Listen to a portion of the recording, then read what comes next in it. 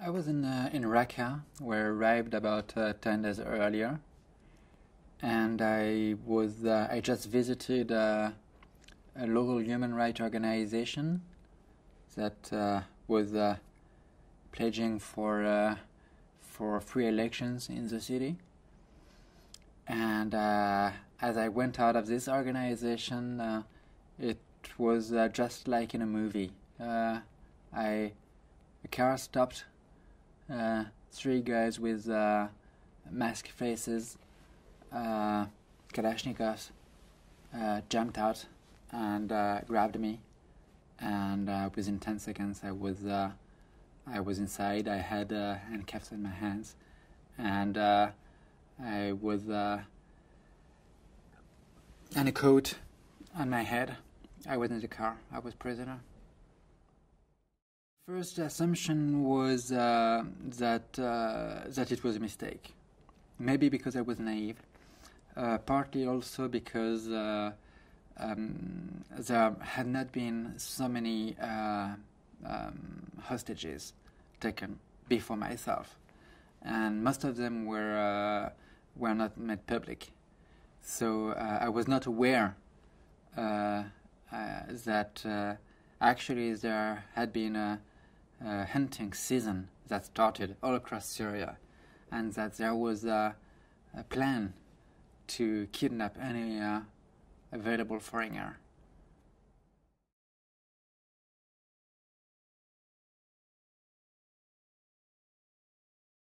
I have been given some blankets and also the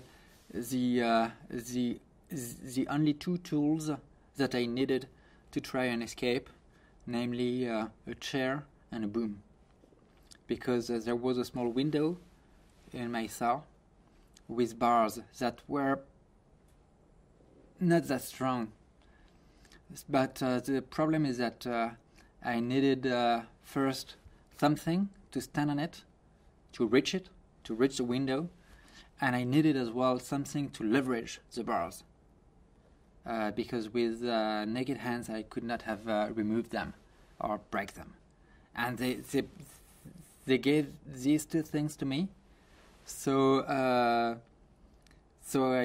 just broke the bars of my cell and I ran out.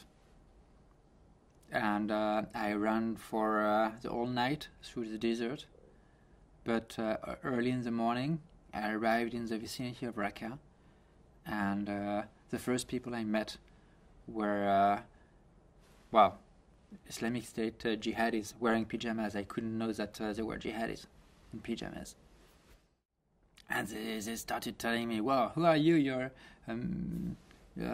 making our dogs barking and waking up our wives.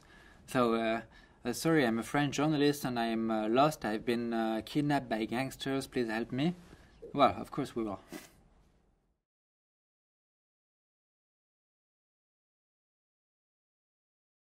Then I understood that it would be long, because from the track record of what I've followed in the past of hostage situations, it can last for easily 6 months, if not over a year. So I started thinking, well, you have to get ready for it to be long and just survive. That's it. You don't care about anything, just think survival. I had been alone for the first 2 weeks. Afterwards, I've been put in the same jail with another French journalist for about a month, and after that I've been put in a cell with 3 other Western hostages, and then we had other hostages coming, and we ended up 24 of us. There had been times where we were like in a fridge, so they were just keeping their assets, so giving us basic food and just letting us live. And but some other times they did not treat us that well.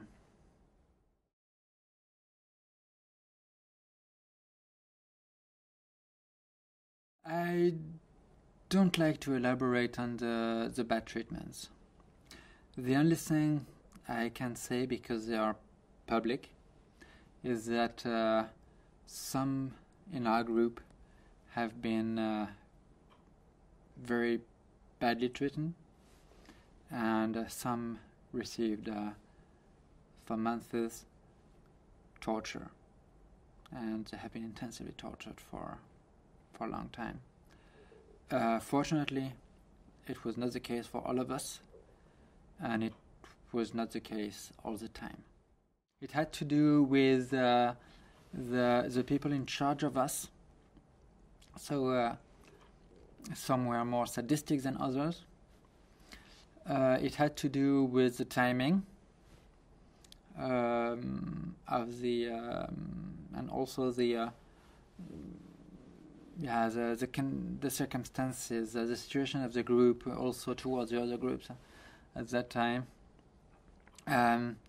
It had to do also with some attempts or alleged attempts of some of the hostages to escape.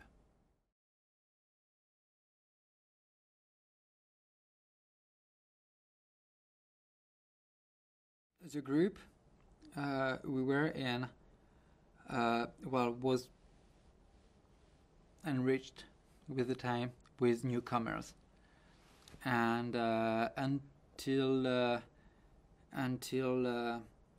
very end of 2013, when we reached the number of 24. And one of the last hostages that I had to meet was Peter Kassig, who had been captured a few months before, and from that time we stayed together. I mean, until the few days before my release, when they took me out of the cell, we were all together. At some point, we were 20. Well, in a room 5 meters by 5 meters.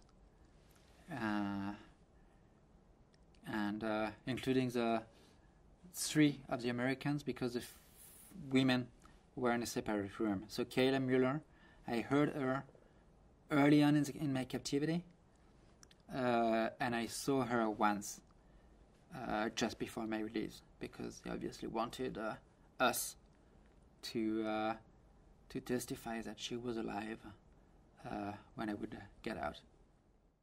It's surprising because I had to meet with people inside that I discovered as cellmates, and some of them were later murdered by our captors, and I didn't know them before.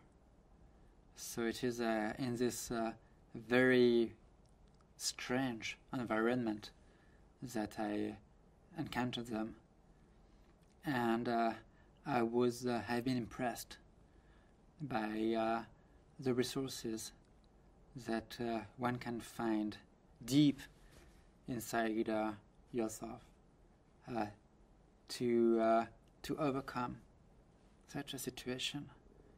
When you become a prisoner of such a group, somewhere you're a hero. I'm not talking about myself, but somewhere you develop capacities. You find deep in yourself resources that you would never have suspected. And it's an impressive inner strength.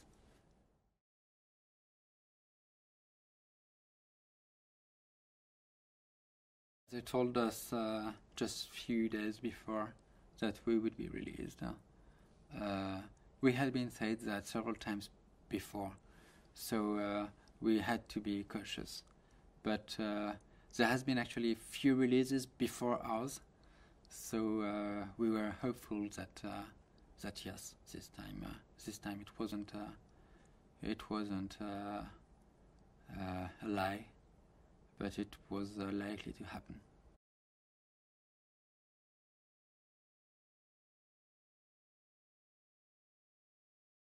It was the The moment I dreamt of for 10 months. I lived for 10 months just wishing that this moment would happen. That was my fuel for these 10 months. When I look at what happened after my release, I realized how lucky I have been to have been released at that time, because the events that happened afterwards would have made my release much more difficult.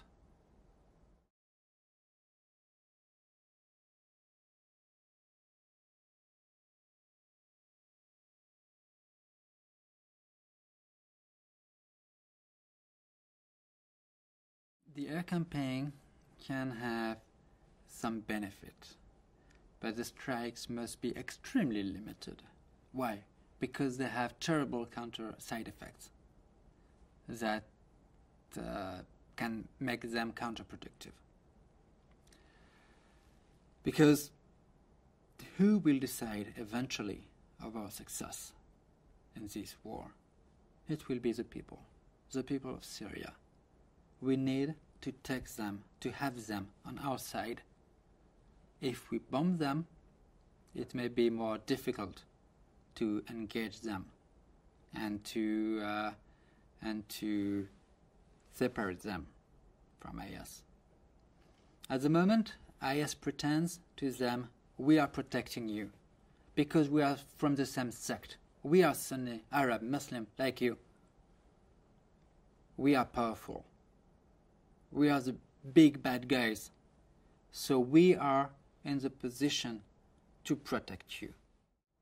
If we, the West, start having some concerns for the safety of the local people, if we offer to them our protection, that would be devastating for IS, because IS would lose its raison d'être. It would have nothing more to sell to the local population.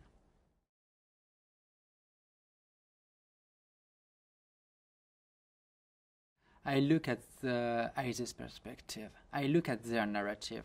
Their narrative is to say, well, Western societies are not suitable for a Muslim to live in, and second, the Westerners, they are racist. They hate Muslims. And also, we are creating some kind of holy land, a dreamt land for Muslim, our caliphate. So they are like the founding fathers of this new country. They are like thugs thinking they are George Washington. And what has this refugee crisis shown? We have seen hundreds of thousands, over 1 million Muslims living this so-called caliphate, coming to countries of unbelievers. And on top of that, in many of these countries, they have been welcomed, especially in Germany. That was totally devastating for the narrative. We shall use refugees to prevent radicalization and to kill the narrative. They are key for that.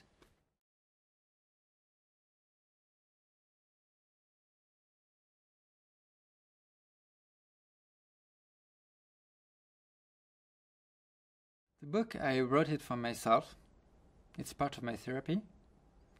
And I also wrote it for the Iraqi and the Syrian people.